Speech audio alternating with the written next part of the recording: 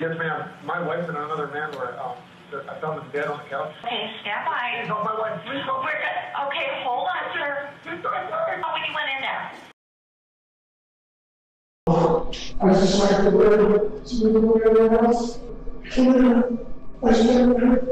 That's Abulaban, TikTok star Jinnkid. 940,000 followers.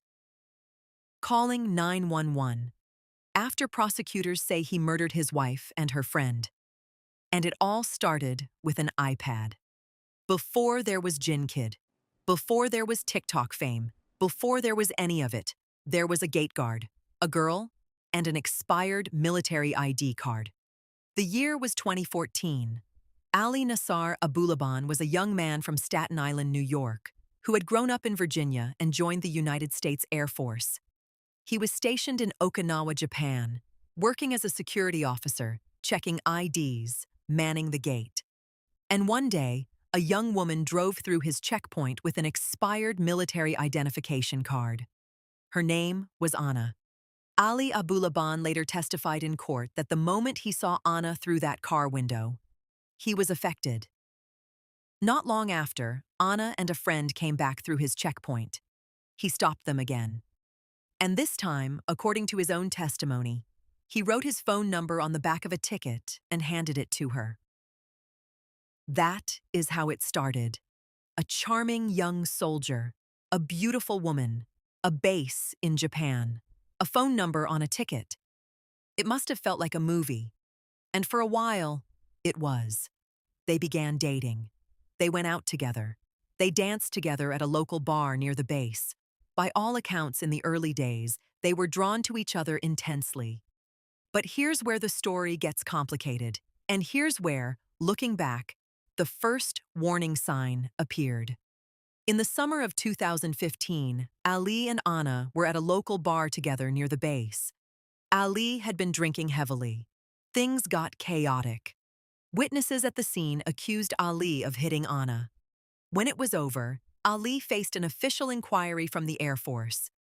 During his trial testimony years later, Ali would insist the whole thing was an accident, that he had slipped on a wet floor from a foam party and fell into Anna. He even said, with what court observers noted as a stunning lack of self-awareness, "I would never do that in public." The inquiry didn't end well for him. Rather than face a court-martial, Ali Abulaban chose a voluntary discharge from the Air Force. By late 2015, he was out. That discharge marked a turning point. Ali headed back to Virginia. Anna returned to the Philippines with her family.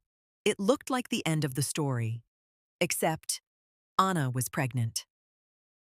When Ali found out Anna was carrying his child, he worked to bring her to the United States on a marriage visa.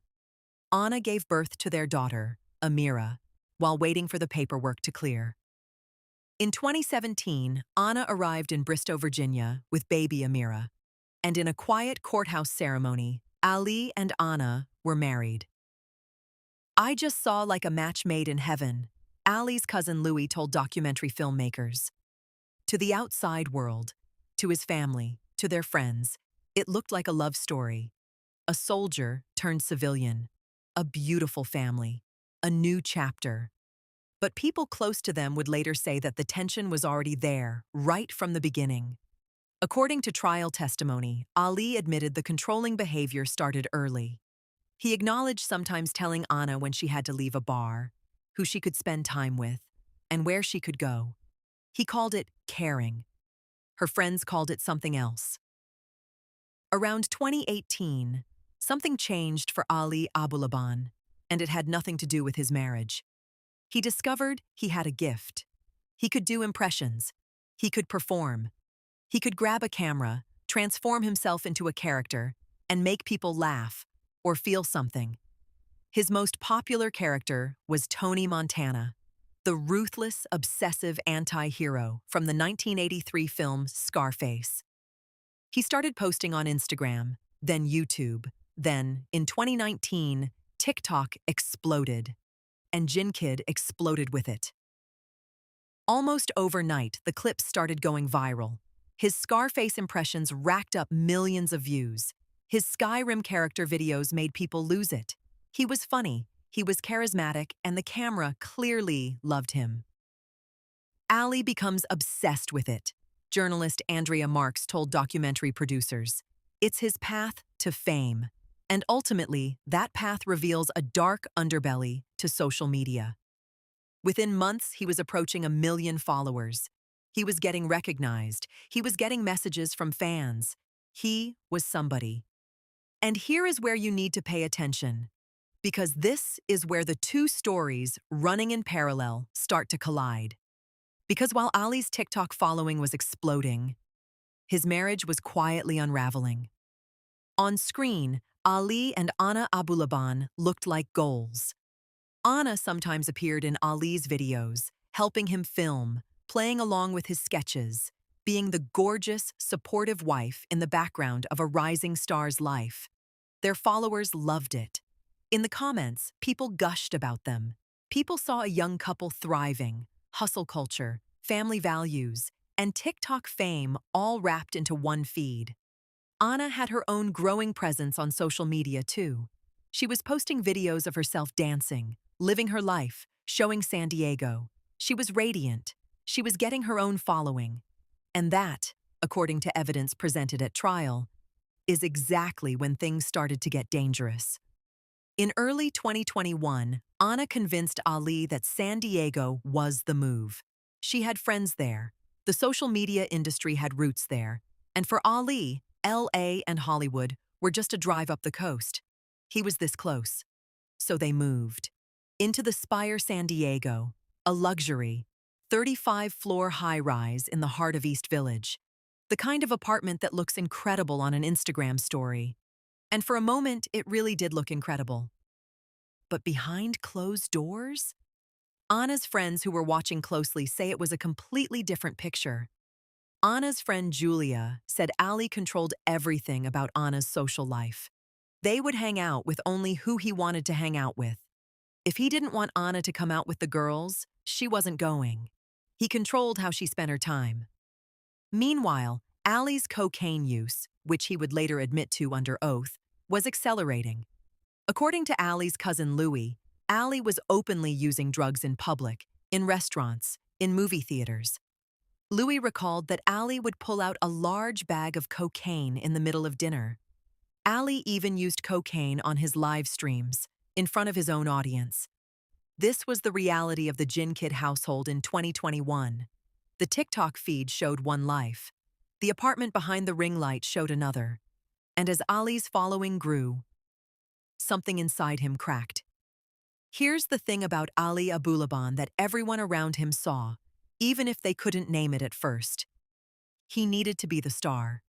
When he was getting the attention, when fans were flooding his comments, when Hollywood was calling, he was high on it, literally and figuratively.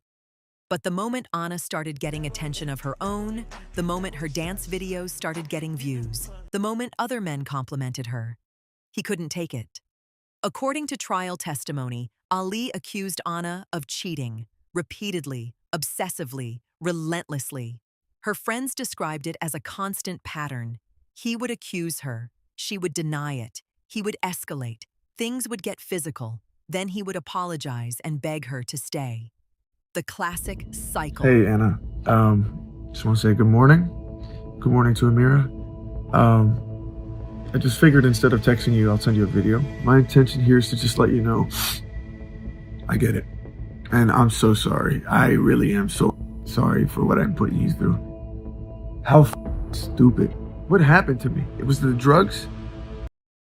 At some point, according to evidence at trial, Ray Barron made a comment to Ali that Ali was lucky to have a wife as beautiful as Anna. He meant it as a compliment. Ali never forgot it, and he never forgave it. Here's something that will genuinely disturb you, and it should. Ali Abulaban recorded his arguments with Anna, on purpose. He would film their fights. He saved voice memos of himself berating her. The Peacock documentary TikTok Star Murders, which obtained and used this footage, shows clips of Ali during these fights, accusing Anna, screaming at her.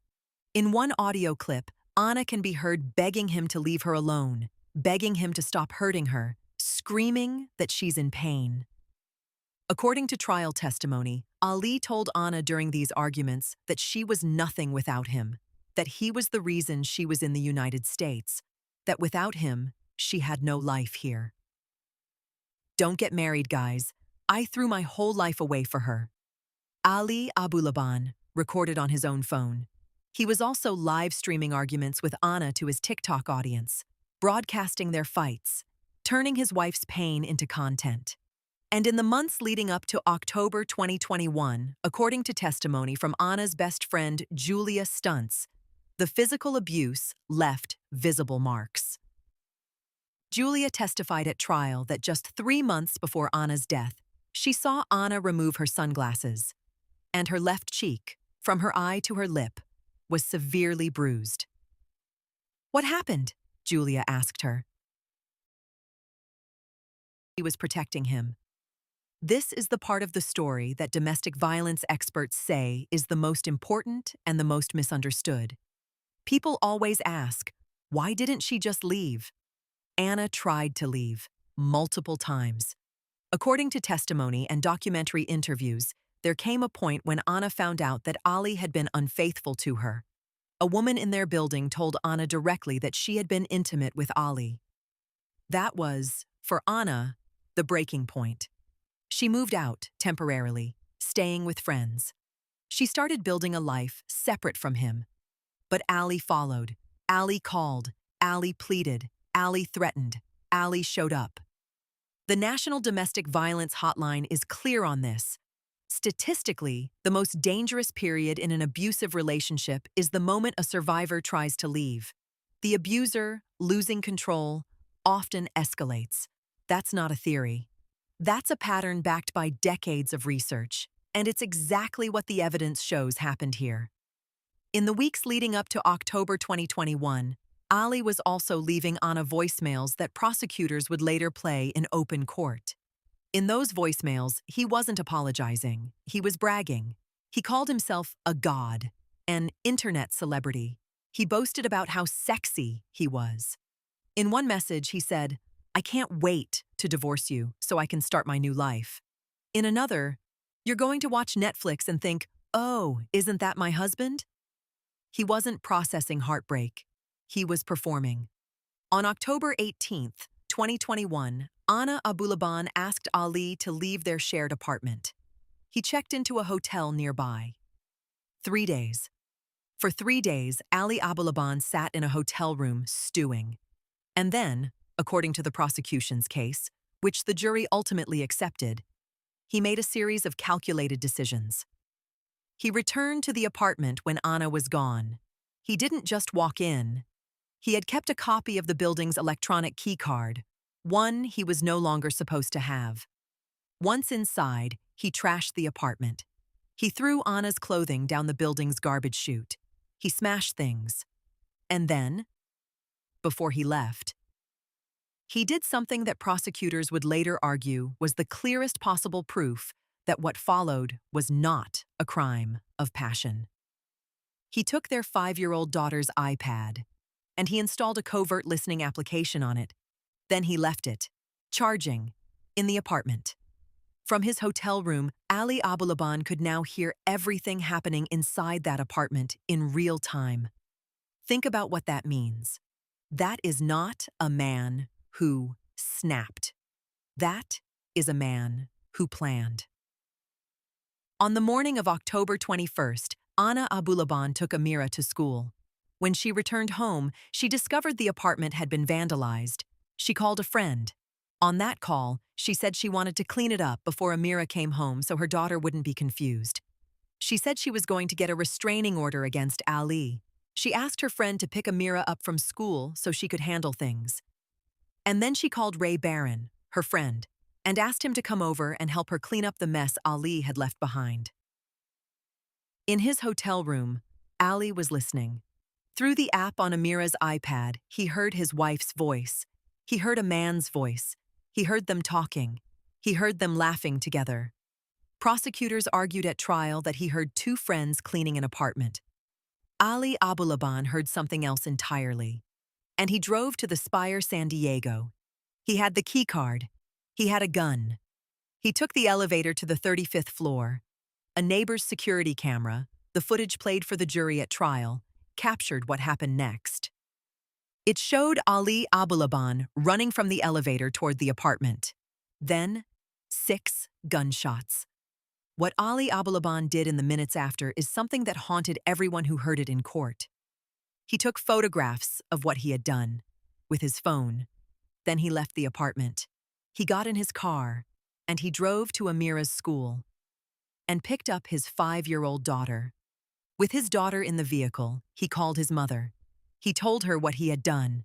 His mother, Dalal Wara, testified at trial that she didn't believe him at first. "That's not funny, Ali. Don't say that," she told him. He then sent her photographs of the scene. She deleted them immediately. At some point during the drive, Ali told Amira, a 5-year-old child, that he had hurt Mommy. Police located him and pursued him on a San Diego area freeway. He was taken into custody with Amira in the car. She was removed by officers and placed with other family members. She has remained in their care ever since. His phone also showed something the prosecution presented to the jury. Ali had conducted internet searches on how to dispose of a body. In December 2021, 2 months after his arrest and while awaiting trial, Ali Abulaban agreed to a jailhouse interview with journalist Kelsey Christensen. What he said, and how he said it, became part of the public record and was widely reported. He spoke about wanting to be an actor, about how close he had been, about TikTok, which he called my baby. "I wanted to be an actor, and it was right there," he said. "I was right there. The weekend before all this happened, I was in LA at the Comedy Store. I was talking to producers. I was about to have a talent agent. It was right there." He seemed, by multiple accounts, more visibly distressed about losing the TikTok career than about the fact that 2 people were gone. This was the moment a lot of people who had followed his content started to understand what they had been watching all along. The trial of Ali Abulaban began in April 2024, nearly 3 years after the incident. Court TV covered it extensively, and it drew national attention all over again. The case was unusual in a specific key way. Ali Abulaban was not disputing that he was the one who committed the act. He admitted it. What the jury had to decide was whether this was first-degree, premeditated murder, or second-degree, a crime of passion committed in the heat of the moment. Because the difference is the rest of his life.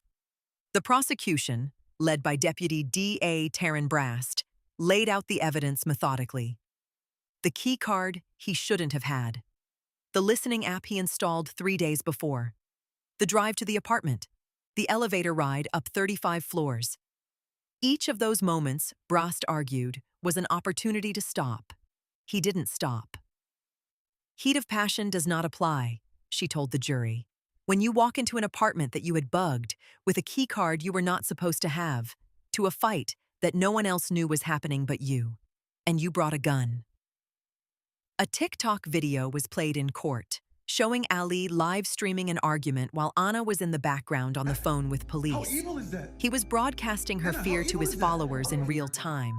And the prosecution played the voicemails, the ones where he called himself a god, the internet celebrity voicemails.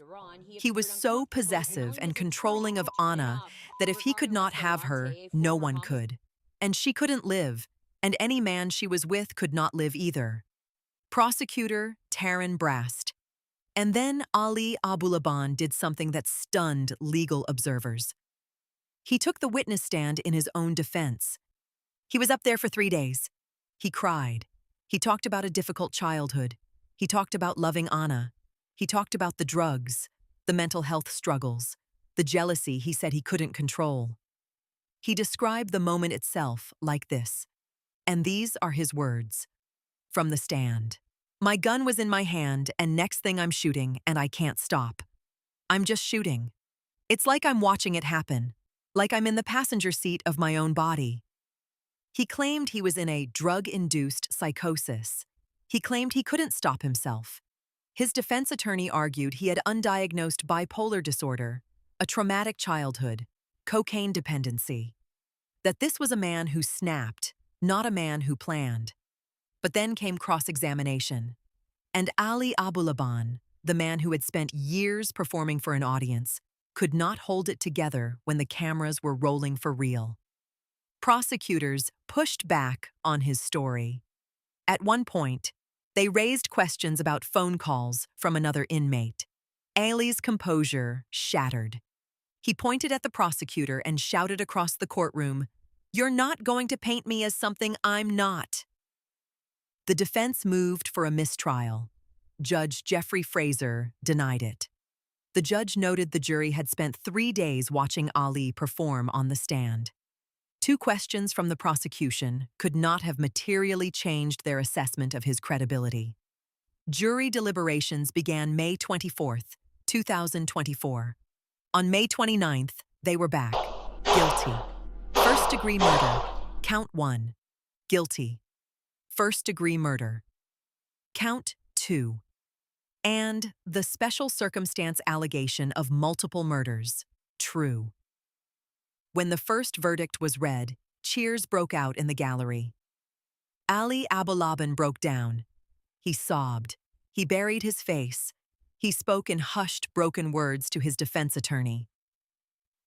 Outside the courthouse, Rayburn Barron's sister Jordana said this: "Obviously, nothing is going to bring our brother or Anna back, but at least he is never going to be able to do this to another person again." On September 6, 2024, the families of Anna Abulaban and Rayburn Cardenas Barron came to court one final time. 6 people gave victim impact statements, and one of them, Anna's sister, calling in from the Philippines, screamed at Ali Abulaban with every ounce of grief in her body. Then Ali Abulaban was given his turn to speak. He read from yellow, lined paper. He apologized, then immediately pivoted to defending his actions as a drug-induced psychosis and a crime of passion. He told the judge the fact that he spent more time on the witness stand than the jury spent deliberating was very concerning. He asked for a chance to rehabilitate. Judge Jeffrey Fraser's response was brief and final. "When I saw the Scarface videos, it's as if when he committed these crimes, he became that persona of Scarface, just the cold-blooded killing without remorse. Any tears he has cried in this courtroom have been for himself. He will die in prison. He will never be a free man. He will take his last breath there." Judge Jeffrey Fraser, San Diego Superior Court. September 6, 2024. 2 consecutive sentences of 25 years to life. No possibility of parole. The man who wanted to be on Netflix will spend his remaining years behind bars. Anna Marie Abulaban was 28 years old. She loved her daughter more than anything in the world. She was a sister, a daughter, and a friend who, according to everyone who knew her, filled every room she walked into with warmth and light. Rayburn Cardenas Barron was 29 years old. He was caring. He was loyal. He was the kind of person who would show up for a friend who needed help cleaning her apartment on a Thursday afternoon. No questions asked. They both deserved so much more than what happened to them. This has been Justice Unfolded TV. If this case meant something to you, share it. The more people who understand what coercive control looks like before it turns fatal, the better chance we have of preventing the next story like Anna's. Like, subscribe, and we'll see you on the next one.